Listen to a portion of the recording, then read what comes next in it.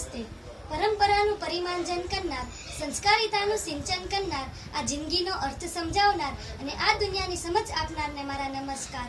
મિત્રો, કહેવાયું છે કે એક તરફ અરમાન ચલો ચલ, એક તરફ સન્માન ચલો ચલ, એક તરફ અરમાન ચલો ચલ, એક તરફ સન્માન ચલો ચલ, અઢળક યાદો મબલક આશા, આ દિલ નાનું ને આ શિક્ષણ ચલો ચલ. મિત્રો, શિક્ષણ એટલે શું? આજે આપણે બધા સમજીએ છીએ કે માત્ર ભણી ગણીને આગળ વધવું તેનું નામ જ શિક્ષણ છે. પણ શું ખરેખર માત્ર ડિગ્રી મેળવવી તેનું નામ જ શિક્ષણ છે?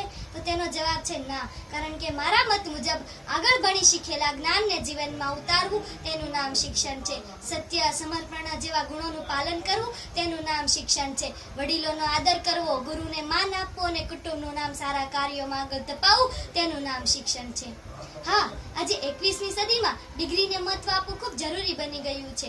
પરંતુ મિત્રો, આપણે રોટલો કેમ રળવો તે નહીં, પરંતુ કોળિયાને કેમ વધુ મીઠો બનાવવો તેવું શિક્ષણ મેળવવાનું છે. આ શિક્ષણ તો આજે આપણા ઘડતરનો પાયો બનીને રહી ગયો છે. જો તેને જ ઘડવામાં નહીં આવે તો આપણું આખું જીવન વ્યર્થ જશે.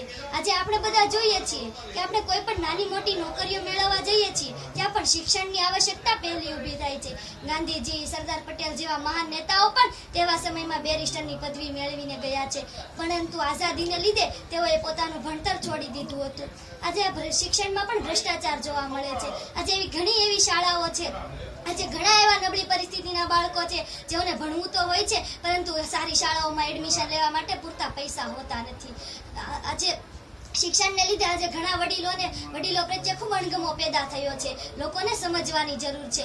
અહીં કહેવાનું મન થાય છે કે નજર કો બદલીએ નજારા બદલ જાएगा, सोच को बदलिए सितारा बदल जाएगा, दुनिया को बदलने की जरूरत नहीं है, सिर्फ अपनी दिशा को बदलिए, किनारा अपने आप बदल जाएगा. આજે ઘણા લોકો શિક્ષણમાં પણ હરીફાઈ કરવા લાગ્યા છે. લોકોને સમજવાની જરૂર છે. Education is not race but education is a journey. એટલે કે આ શિક્ષણ એ હરીફાઈ નથી, શિક્ષણ એ મુસાફરી છે.